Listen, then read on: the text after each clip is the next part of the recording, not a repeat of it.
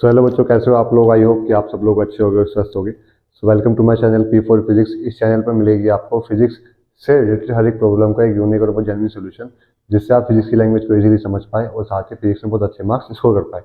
सो आज का जो हमारा पढ़ने का टॉपिक होगा वो क्या होगा, लेंस मेकर फॉर्मूला। इससे प्रीवियस वाली वीडियोस में हमने ये वाली बात पढ़ ली थी कि जब हम किसी भी रिफ्रैक्शन फॉर्मूले का इस्तेमाल करते हैं तो उस रिफ्रैक्शन के फॉर्मूले का यूज करके हम किस तरीके से अपने एक्सप्रेशन को प्रूव करते हैं कि भाई अगर हमारा कर्व सरफेस से हो, लाइट अगर रे से डेंसर में जा रही हो या फिर लाइट अगर डेंसर से रे की तरफ जा रही हो, तो हम किस तरीके से अपना फॉर्मूला लगाकर, हम किस रिफ्रैक्शन के फॉर्मूले को लगाकर अपने एक्सप्रेशन को कंप्लीट कर सकते हैं। तो आज हम उसी चीज़ का इस्तेमाल करते हुए अपने लेंस मेकर फॉर्मूले को पढ़ेंगे कि अगर हम कोई भी लेंस बनाना चाहें तो उस लेंस बनाने में जो उस लेंस की फोकल लेंथ होगी, जो उसकी असली वैल्यू होती है, जो उसकी असली पावर होती है फोकल लेंथ, उस फोकल लेंथ, वो जो फोकल लेंथ बनेगी वो किस किस फैक्टर्स पर डिपेंड करेगी। उस फोकल लेंथ का आंसर क्या आएगा रिफ्रैक्टिव इंडेक्स के टर्म्स में, और जो हम उसको कटिंग करेंगे या उसकी जो रेडियस बनाएंगे उस वाले लेंस की, उसके टर्म्स में। ठीक है, तो ये आज का बहुत हमारा इंपॉर्टेंट टॉपिक होने वाला है, क्या कि लेंस मेकर फॉर्मूला।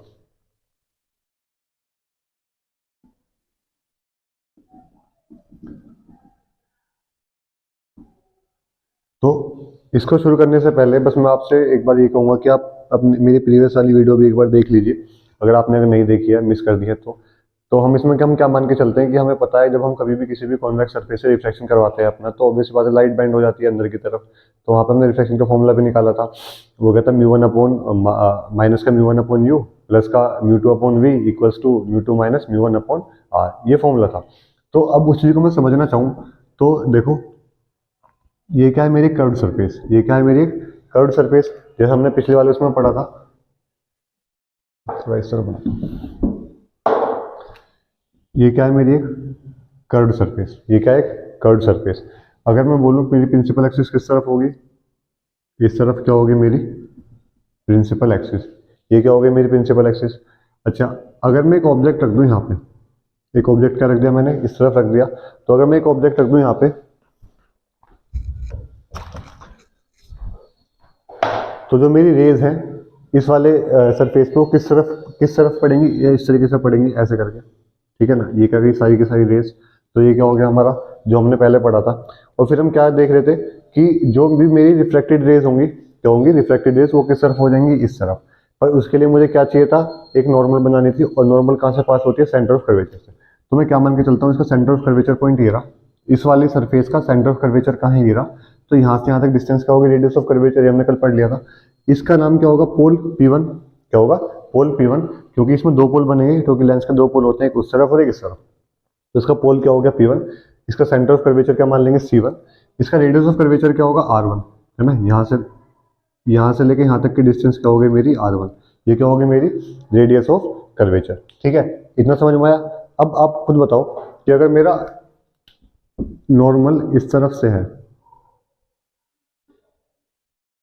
है ना, ये क्या होगा मेरा नॉर्मल। ठीक है, अच्छा, तो एंगल ऑफ इंसिडेंस क्या होगा, ये वाला क्या हो गया मेरा एंगल ऑफ इंसिडेंस, ये क्या हो गया एंगल ऑफ इंसिडेंस। ठीक है भाई, फिर इसके बाद एंगल ऑफ इंसिडेंस मेरा ये निकल गया, तो एंगल ऑफ रिफ्लेक्शन क्या होगा, ये लाइट किस तरीके से जाएगी, इस तरीके से। तो लाइट का बेंड हो जाएगी इस तरीके से। तो लाइट का चली गई यहाँ पे, ये मेरा ऑब्जेक्ट है, वो लाइट किस तरफ पड़ गई, इस तरफ, जिसका नाम क्या हो गया आई डैश, इसका नाम क्या हो गया आई डैश।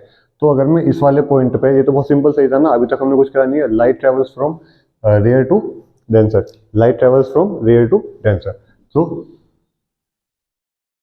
रिफ्लेक्शन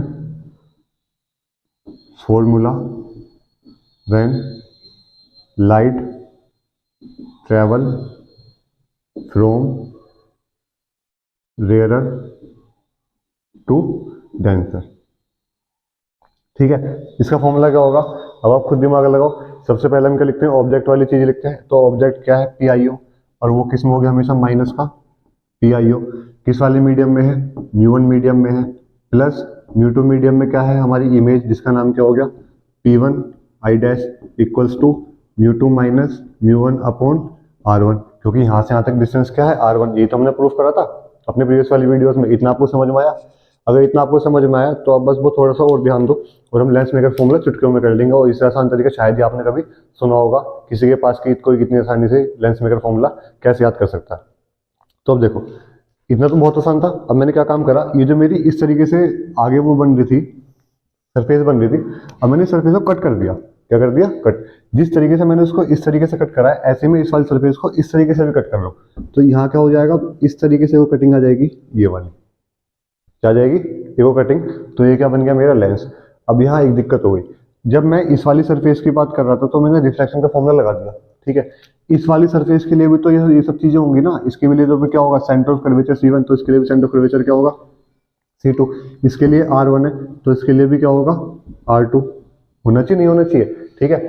अच्छा, अब देखो क्या हुआ, हमें पता है लाइट कभी भी जब चलती है तो वो पक्का कहीं कुछ ना कुछ अपनी इमेज बनाती है, कहीं ना कहीं ऑब्जेक्ट होगा, कहीं ना कहीं इमेज बनेगी उसकी, डेफिनेटली बनेगी, 100% बनेगी, ठीक है। तो इस वाले केस में क्या मान के चलते हैं, जो मेरी सेकंड वाली सरफेस है, जो मेरी कौन सी सरफेस है, बाहर वाली, इस तरफ वाली जो सरफेस है, अब हमें बस ये ढूंढना है कि इसके लिए इमेज क्या है और इसके लिए ऑब्जेक्ट क्या है।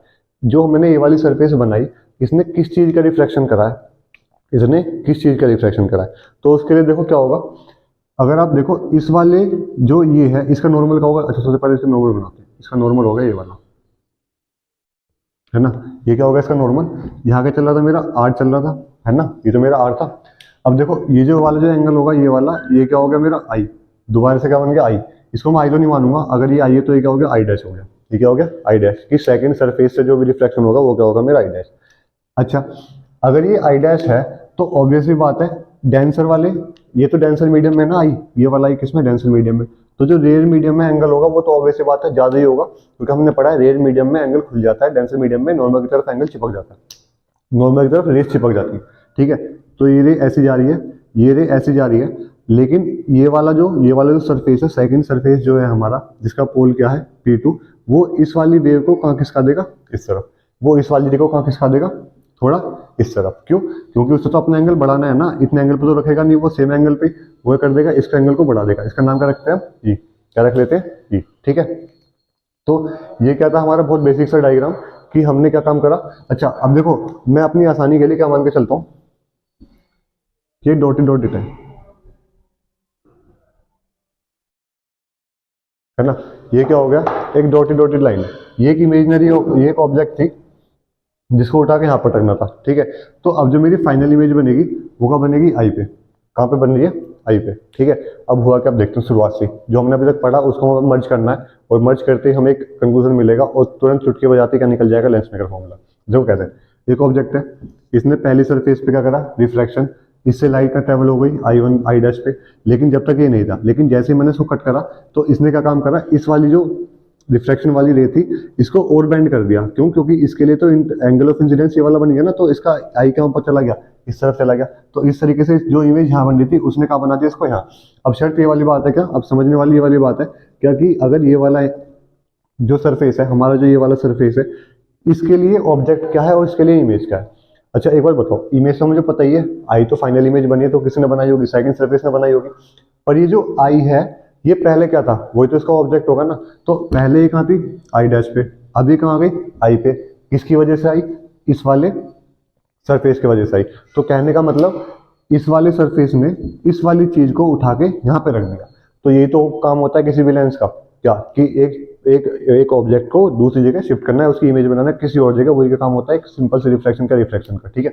तो इस वाले सरफेस ने इस वाले ऑब्जेक्ट को उठा के कहाँ पे रख दिया, इस वाले पॉइंट पे। इस वाले सरफेस ने इस वाले ऑब्जेक्ट को उठा के कहाँ रख दिया, इस वाले पॉइंट पे। तो ये क्या हो गया इसके लिए ऑब्जेक्ट, ठीक है। ये क्या हो गया इसके लिए ऑब्जेक्ट, सेकंड वाली सरफेस के लिए इमेज क्या हो गया मेरी, ये वाली, ठीक है। तो आई होप कि आपकी वाली बात समझ में आई होगी। अगर नहीं आई तो आप ये वाली वीडियो एक बार पीछे से दोबारा 10-15 मिनट पहले वाली, सॉरी 3-4 मिनट पहले की आप दोबारा रिपीट करके देख लो, समझ में आ जाएगा, ठीक है। अच्छा, अब refraction formula when light travels from rare to denser, पहली surface, refraction formula when light travel from denser to rare. जब हम डेंसर की बात करते हैं तो डेंसर से स्टार्टिंग में तो ऑब्जेक्ट कहाँ होगी, डेंसर में होगी, फाइनल कहाँ बनेगी, वो एक दूसरे वाले मीडियम में, रेयर मीडियम। तो मैं क्या मान के चलता हूँ, यहाँ पे तो म्यू2 लिखा जाएगा, यहाँ पे क्या लिखा जाएगा, म्यू1, और म्यू2 के साथ क्या लिखा जाएगा, माइनस, क्योंकि ये ऑब्जेक्ट की बात करें तो ऑब्जेक्ट हमेशा ज्यादातर तो माइनस में लिखा जाता है। अब जो ऑब्जेक्ट है, ऑब्जेक्ट क्या था मेरा, इसने क्या काम करा, P2 I डैश को कहाँ पे कन्वर्ट, सॉरी इसने क्या कर दिया, P1 I डैश को कहाँ पे लिया है, ये P2 I पे, ये तो काम करा भाई। सेकंड वाली जो मेरी ये वाली थी, जो सेकंड वाली सरफेस थी, इसने P1 आई डैश की पोजीशन चेंज कर कहाँ पे लिया, ये P2 आई।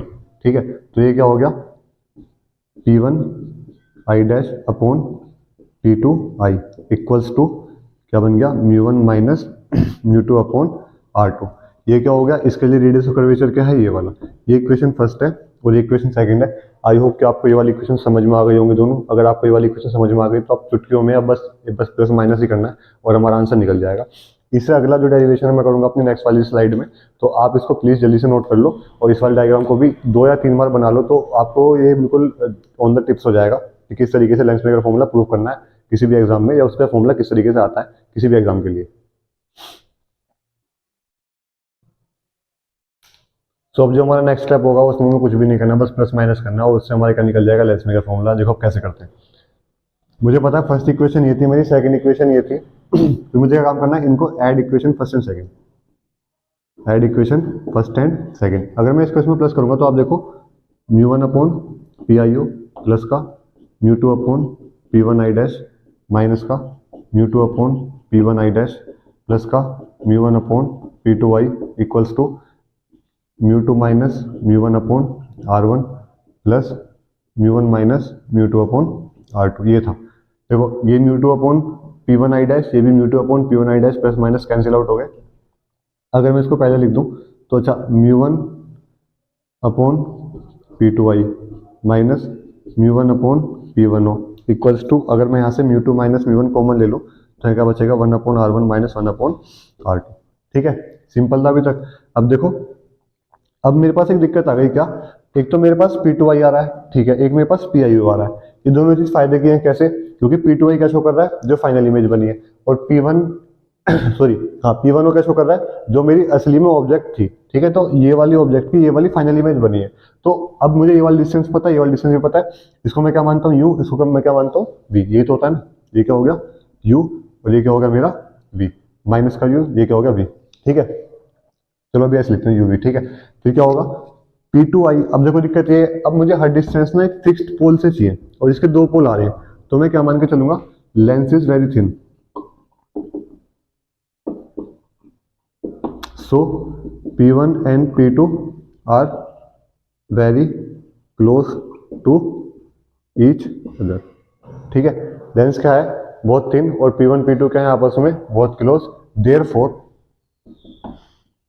जो हमारा P1O होगा वो क्या होगा, PO के इक्वल, और जो मेरा P2I हो गया वो क्या होगा, PI के इक्वल। ठीक है, तो इस तरीके से अब देखो हम क्या काम करेंगे, इस वाली चीज को बस यहाँ पे पुट करना है।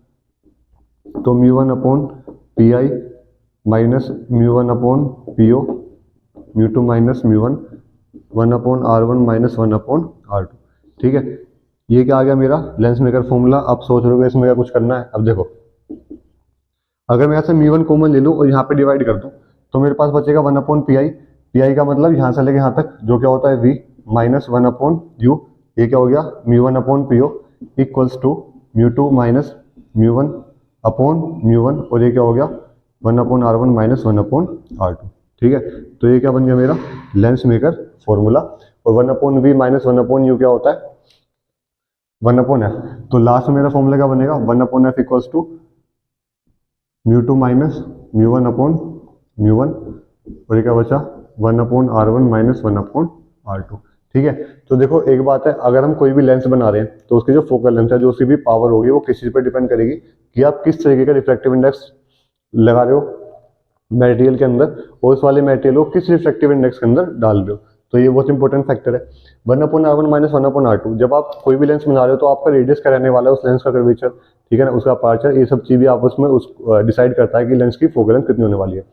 अब देखो एक इंपॉर्टेंट बात बताने वाला हूँ, अगर हम इस लेंस की फोकल लेंथ चेंज करना चाहें, लेंस की फोकल लेंथ क्या चेंज, मतलब मैंने कोई लेंस बना दिया और उसको मैं बदल नहीं सकता, और मैं तब भी उसकी फोकल लेंथ चेंज करना चाहता हूँ, तो मैं कैसे चेंज कर सकता हूँ। देखो 1 अपॉन f की वैल्यू ना μ2 μ1 1 R1 R2 पे डिपेंड कर रही है, लेकिन मैंने आपसे क्या बात बोल दी कि लेंस में जो बना दिया सो बना दिया, अब मैं उसको चेंज नहीं करना चाहता। तो अगर मैं लेंस चेंज नहीं करना चाहता तो इसका मतलब R1 R2 में नहीं छेड़ सकता, क्योंकि लेंस का जो मैंने डिजाइन बना दिया वो डिजाइन बन चुका है। अब बस मैं क्या चेंज कर सकता हूँ, उसका μ1 या फिर μ2। अब लेंस बन गया, सो बन गया। अब उसकी फोकल लेंथ केवल किसी पे डिपेंड करेगी, बाहर का रिफ्रैक्टिव इंडेक्स कितना है। अगर मैं बाहर का रिफ्रैक्टिव इंडेक्स लगातार चेंज करता रहूंगा तो लेंस की फोकल लेंथ भी ऑटोमेटिकली क्या होगी, चेंज। क्योंकि लेंस एक बार जो मैंने बना दिया सो बना दिया, तो μ2 भी मैं उसको चेंज कर सकता, R1 भी चेंज नहीं कर सकता, R2 भी चेंज नहीं कर सकता, बस क्या चेंज कर सकता हूँ, बाहर का रिफ्रैक्टिव इंडेक्स। तो कहने का मतलब आप अपने लेंस को किस वाले रिफ्रैक्टिव इंडेक्स में रख रहे हो, ये भी बहुत इंपॉर्टेंट रोल प्ले करता है। कब? जब आप लेंस की फोकल लेंथ को सेट करते हो या फिर आप लेंस की फोकल लेंथ को जानना चाहते हो कितनी। सो आई होप कि आपको ये वाली वीडियो अच्छी लगी होगी, बहुत आसान लगी होगी और बहुत इन्फॉर्मेटिव भी लगी होगी। समझना कि लेंस मेगा फॉर्मूला किस तरीके से बनाया जाता है। अगर आप चाहते हो कि मैं ऐसी वीडियो कंटिन्यू करता रहूँ और इतनी आसानी से आपको ये सब चीज़ समझाता रहूँ, तो प्लीज़ इस चैनल को लाइक करें, शेयर करें, सब्सक्राइब करें अपने दोस्तों के साथ। और and thank you for watching.